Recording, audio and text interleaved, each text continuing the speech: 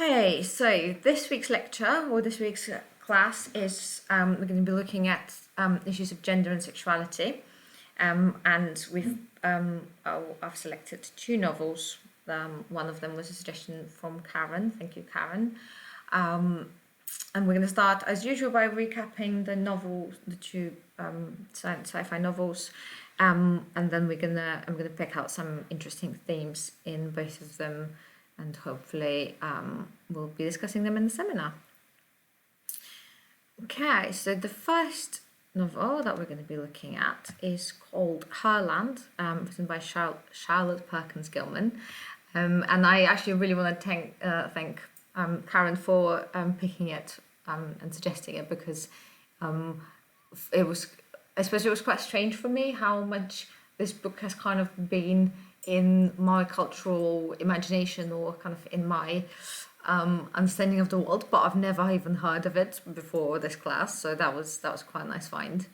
And Herland is a utopian novel written from the perspective of three men who, in the kind of classical humanist fashion, are going to explore unexplored lands, and they start the novel by talking about how everything is already being explored and there's no kind of virgin places to go to, no unexplored lands, so this kind of everything is already known, and then they discover that there is a secret land in, I think, I don't know if it was actually explicitly mentioned, or it's kind of just implied that it's somewhere in South America. Or at least I got the feeling that was in South America, maybe not. Anyway, so they're told about this place, and then they kind of go through a lot of trouble and end up finding the place. And what is interesting to see, kind of in the beginning of the novel and then throughout the entire novel, is how the ways that these three different men see and understand women are then translated in the way that they engage with that land. So in that place, as the title suggests, there is only women, and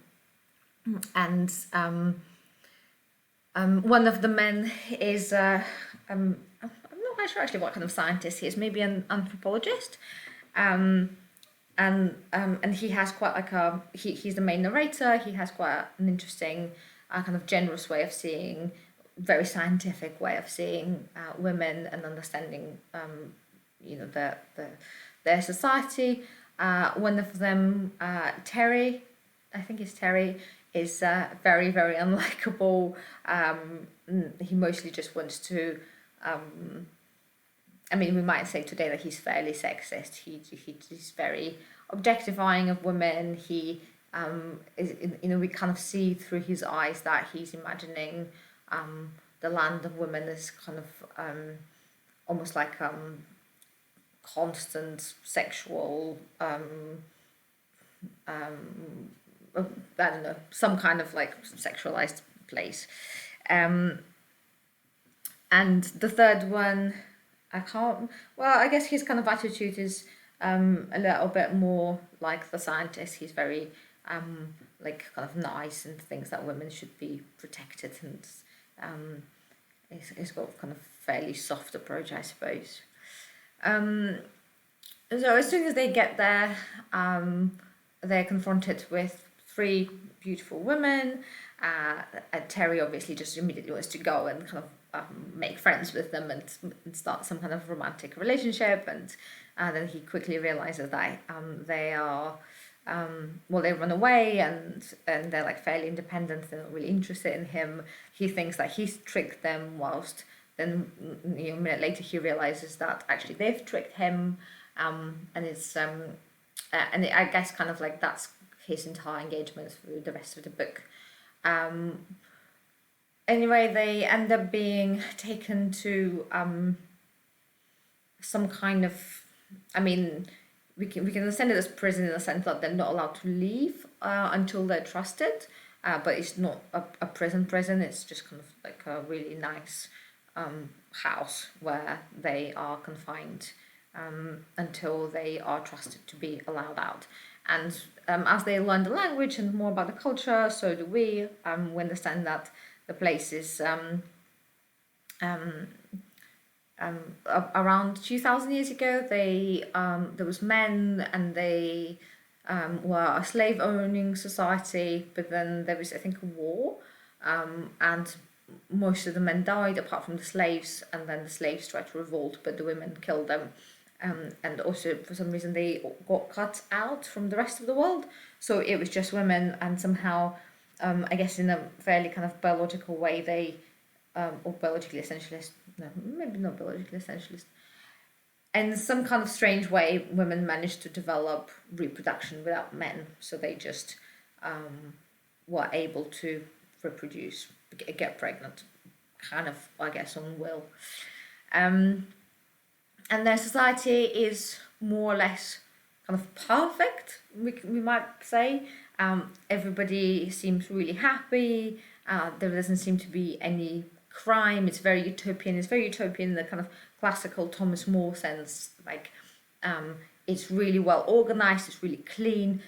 They're constantly surprised about how progressed their civilization is, and how highly developed they are, and how highly developed their sciences are, and their educational system, and etc., etc. And the women, although it's quite interesting when we see the women from Terry's perspective, because he thinks that they're really unwomanly, or like he doesn't see them as real women. He keeps calling the older women what's he called them? I've forgotten now. No, maybe not grannies, but for him, if they're not kind of gentle, makeup wearing, dress wearing, fragile creatures, and he can't really understand that idea of, or like that expression of femininity when they're kind of short haired, really unafraid, really noble, really kind of reasonable, I suppose, or rational. Anyway, the men stay there for quite some time, and then they end up, all three of them marry women, and it's also quite kind of funny bit in the book, because the women don't really understand, like, there's no such thing as marriage in their society, so they don't really understand what's the point of it, and there's kind of a lot of tension in there, and then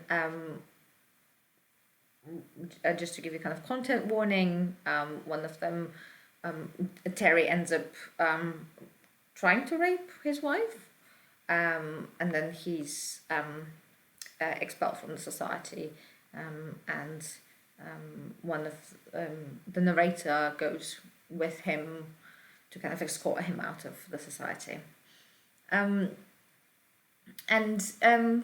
yeah, kind of the most interesting themes in the book, I suppose, is how what it tells us about gender roles, and in particular about gender roles at the time when the book was written, which is 1915, and how the three men have different perceptions, different ideas about what women are, and that informs their engagement with women and the way they are.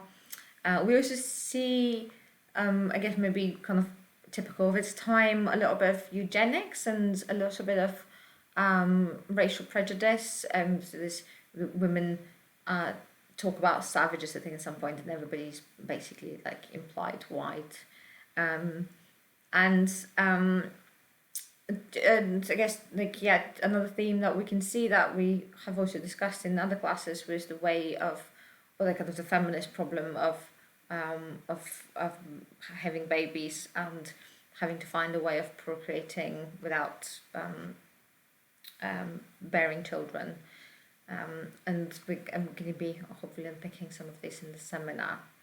And the second one is The Birthday of the World and Other Stories by Ursula Le Guin, which I don't know if it really counts as utopian necessarily, but I really love these stories, so I thought I would just chuck them in there, because I think they have really interesting ideas of sex and gender, and I'm just now looking at the time, trying to be mindful, but I'm going to go over some of them, some of the stories quickly. So the stories I suggested were the first 5 stories: Coming of Age in Carhide, The Matter of Segri, Unchosen Love, Mountain Ways, and Solitude. Coming of Age of Carhide, for those of you who have read The Left Hand of Darkness, is basically based on the same, or it's about the same planet.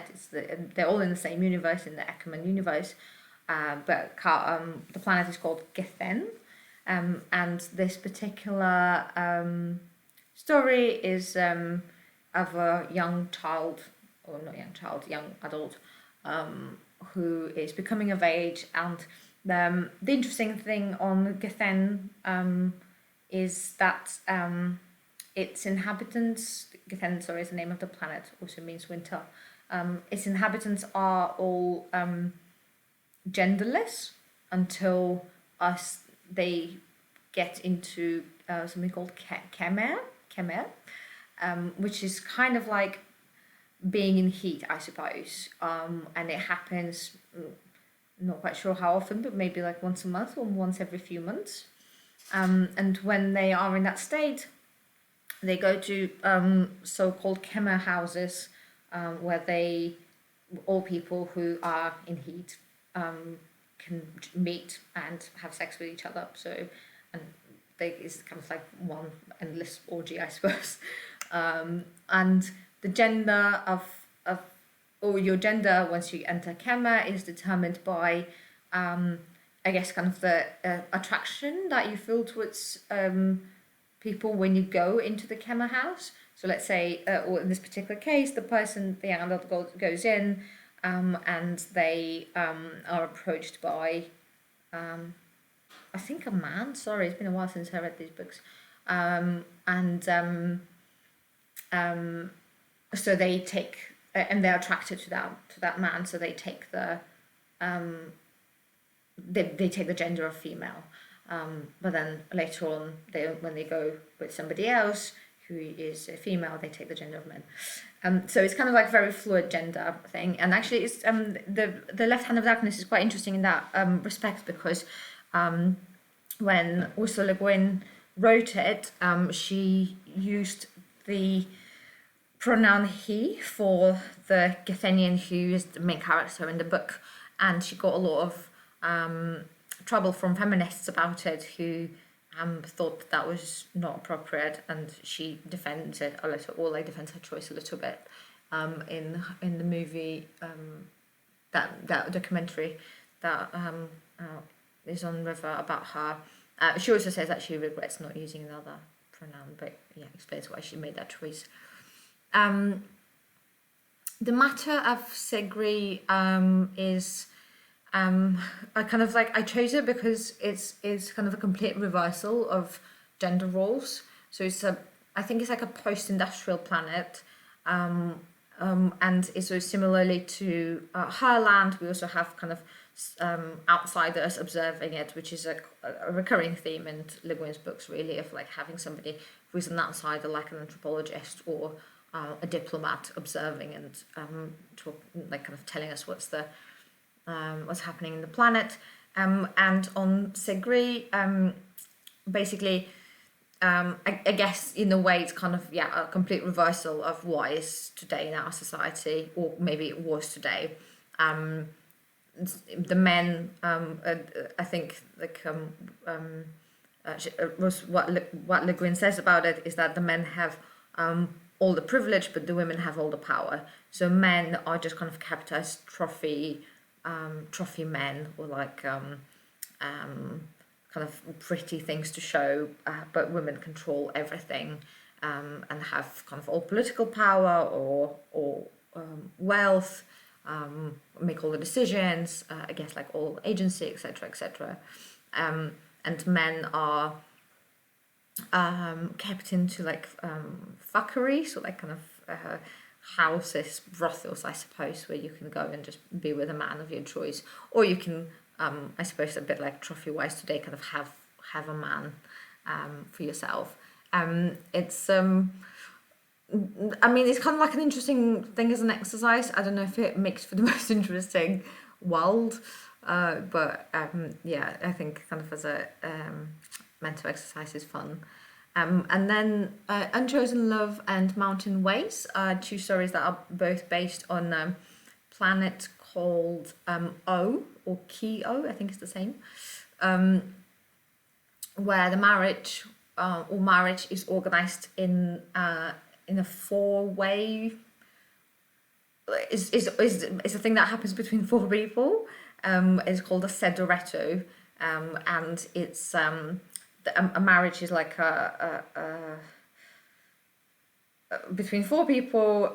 A man from the morning what from the morning moiety, and a woman from the morning moiety, and a man from the evening moiety, and a woman from the evening moiety. I don't know if I'm pronouncing these words right. And so there's like four sub-marriages, and there is two heterosexual pairs, so the morning man and the evening. There's two heterosexual and two homosexual pairs, and there's one forbidden. No, and there's two forbidden pairs. Oh God, I hope I get it right. It's quite complex, but I chose it because I think it's quite interesting to see a society where kind of those relationship or like things are banned not on the basis of gender or sexual preference, or like things are organized and also therefore banned in different ways, not just in kind of according to your gender or according to your sexual preference, like maybe in our society, but in like a different way. I quite like the kind of the way it's portrayed. And the last one is Solitude, which is a story about that takes place on 11 Sorrow, which is also a planet that is kind of post-industrial, being devastated by some kind of human-brought technological, most likely apocalypse. So there's very few humans left. And I guess what's interesting about it is that kind of how, I kind of want to say individualized, but maybe not individualized everything is, because things are also very collective. I guess it's individualized in a different way than our society, but men and women live alone, and women live together in villages, but they also kind of live alone. So adult women don't go into each other's houses, for instance, and men, or when a baby boy is born, it stays in the village until kind of it becomes starts getting into puberty, and then leaves, and what we figure out that the boys basically fight a lot for territory and generally I guess comforts, and then if you're lucky, you as a man, you can like either have your territory or manage to establish yourself so that you're not attacked by other men. And then women, when they want to have a baby or when they fancy you, go, or like when they fancy men, they go to them, which is what happens to the main character of the book. And I guess what is interesting about this one in relation to gender and sexuality is how I guess how like kind of their view and their attitude towards relationships and towards kind of keeping one's soul sacred, which is, well, I don't know, that's maybe not the right word. It's not the word that they use, but kind of keeping their selfhood intact by not going, I guess, I don't know, not investing into relationships. I don't know, it's interesting, is what I'm going to say. But yeah, it has like a kind of, I guess, interesting portrayal of gender.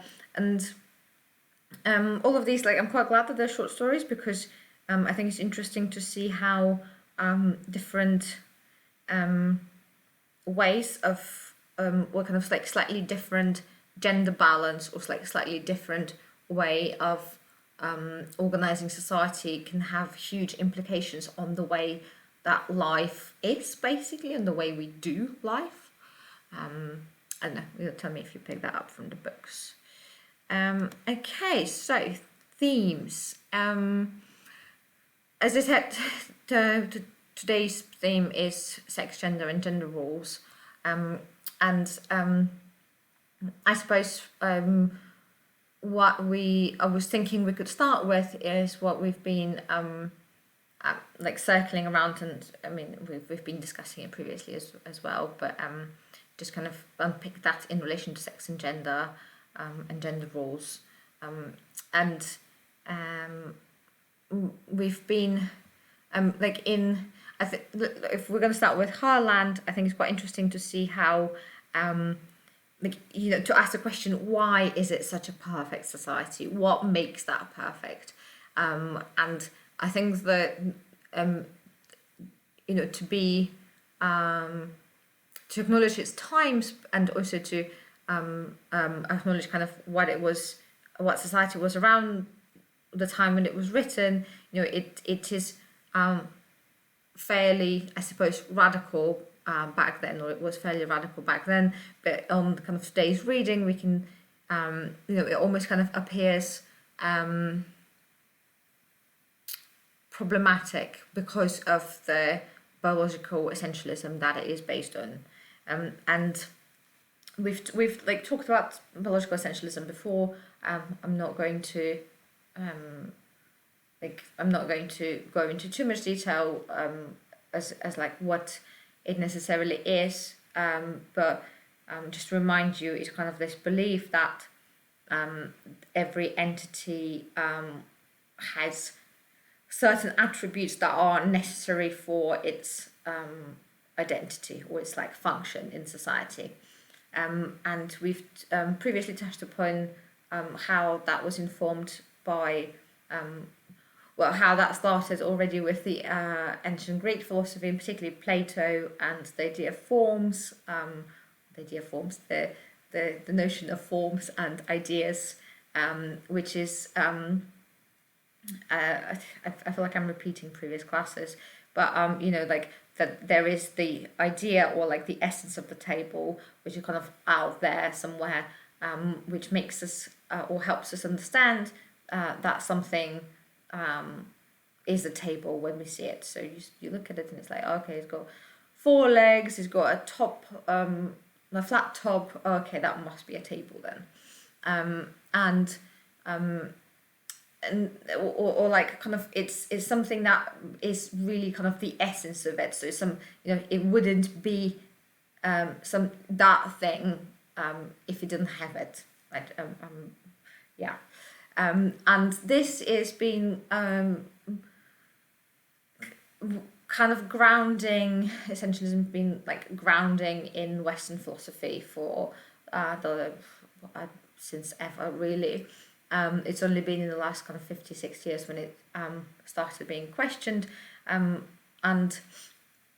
I suppose by around the time when Herland was written, it was not necessarily it was the prevalent, like dominant way of thinking, which is I think quite obvious, because you know, that society is indeed perfect because it is women who run it. You know, they're kind, they are understanding, they're calm, they're rational, everything is beautiful, everything is like well done. And you can see how this is a feminist project, how, you know, it's really kind of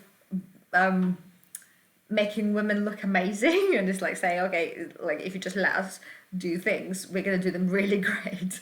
But it's also based on like having a very essentialized idea of what a woman is, or like what a female body is, or what it does, and we can, you know, like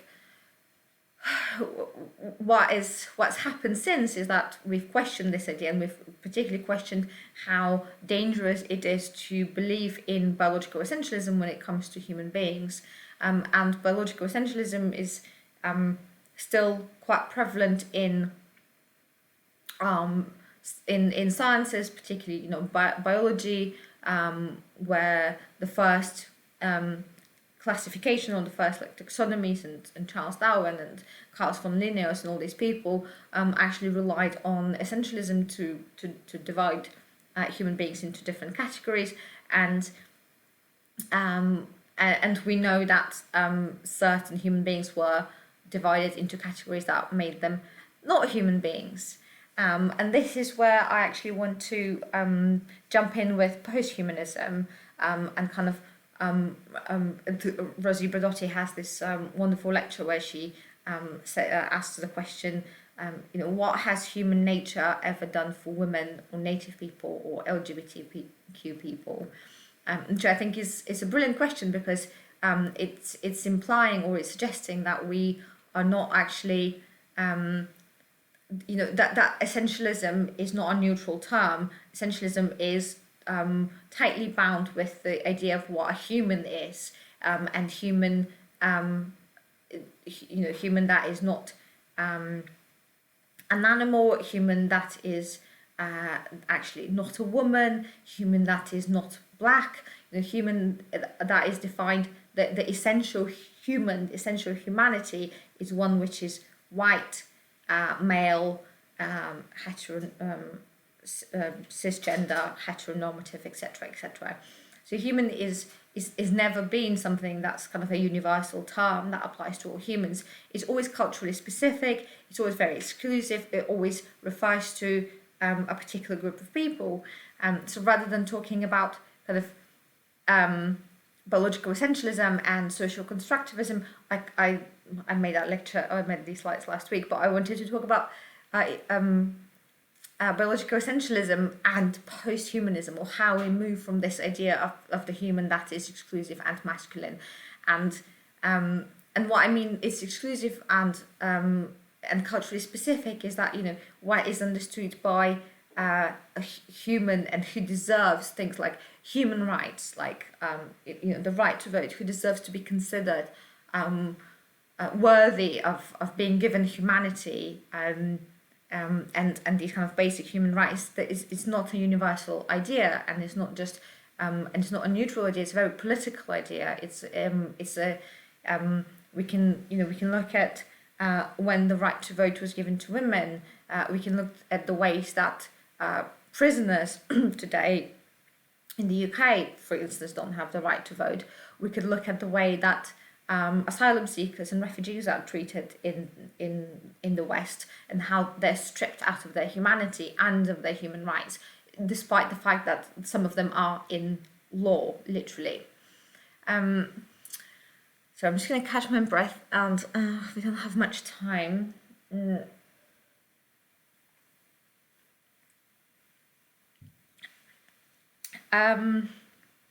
So what is interesting about Herland is the way it is showing us this. It's showing us how society shapes our desires and limits the scope of what we are and what we can imagine. So not just in the way that we can see how it limits the author's scope and desires, but how the men in the book also limited by the scope of their imagination and their desires.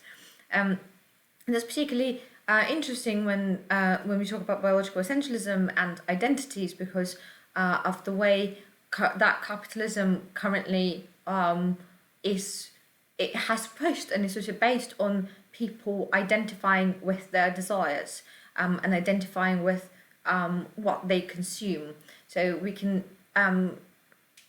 look at Foucault, for instance, to talk about or to explore the relationship between LGBT desire and identity, and kind of how he famously says that gay didn't exist until the 20th century, is because not that this kind of sexual relationship didn't exist, but it didn't exist as an identity. People did not identify with their desire for a particular kind of human, and that's kind of interesting to look at in the Ursula Le Guin stories, in the two stories about the four-way marriage, how we have these social categories. We have this really complex way of having a marriage, which in no way relies on kind of sexual attraction or gender, and we actually discover that some people there they don't experience these desires, and their identity is actually kind of completely, from our point of view, it seems like almost arbitrarily decided on, like, either you're a morning or an evening person. It's almost like, if we're going to translate this into our world, is to say, well, do you have blue eyes or brown eyes? Okay, people with blue eyes, you're one gender. People with brown eyes, you're another gender. And then how that informs the way you construct and understand your identity. And in kind of the Western humanist tradition, that is kind of often, or been often done through this dialectical relationship. So dialectical, it's a bit of a fuzzy term. Lots of different philosophers use dialectical, but I suppose what I was thinking about was particularly how men and women were often understood as like coexisting in a dialectical way, in which the man was primary and the female was secondary. So we have Simone de Beauvoir talking about the second sex, and etc. So the man being the universal category, and then woman as a secondary. And I suppose what one reading of Herland is to say, okay, Gilman wanted to kind of show the good qualities of women, and kind of show how the female gender is like worthy of having its own society, but at the same time, it's it still relies on this dialectic of like, okay, like we have the horrors of the male society that we see the women being appalled at, and we have this kind of perfect utopian society. And posthumanism suggests kind of moving away from that relationship of this kind of dialectical way of seeing the world through a more Spinozist monistic way of seeing the world. And monistic is sounds like a really fancy word, but it really just refers to seeing everything in the world as an expression of the same thing with variations.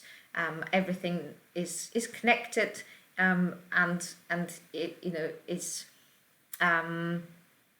is made of this. It's going to sound really outrageous, but it's made of one thing with different variations, and that one thing being kind of like a life force. And I wanted to bring in Spinoza here because of kind of a really interesting question again posed by Rosi Braidotti, which is the question that she sees as the main question for posthumanism or posthumanities is, what kind of subject are we in the process of becoming? So what are we becoming? What are we going towards? And subjectivity is really kind of vital for gender and sex and understanding like one's identity. But her point, based on Spinoza again, is that we can't just have feminism based on some kind of universal notion of or like an umbrella term of women, which incorporates various types of subjectivity. This is always a tension. It's been always a tension in feminism of like, how do we what is that is in common between all women, or like what is in common, what is there in common between women and LGBT people, and etc. etc. And then we have this kind of masculine way of understanding not masculine, but like Western way of understanding women as like the opposite of men, in this kind of dialectical relationship with men.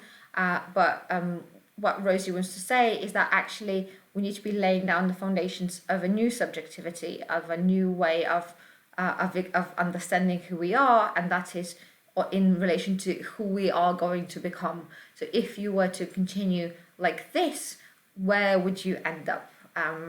What kind of subject will you become at the end?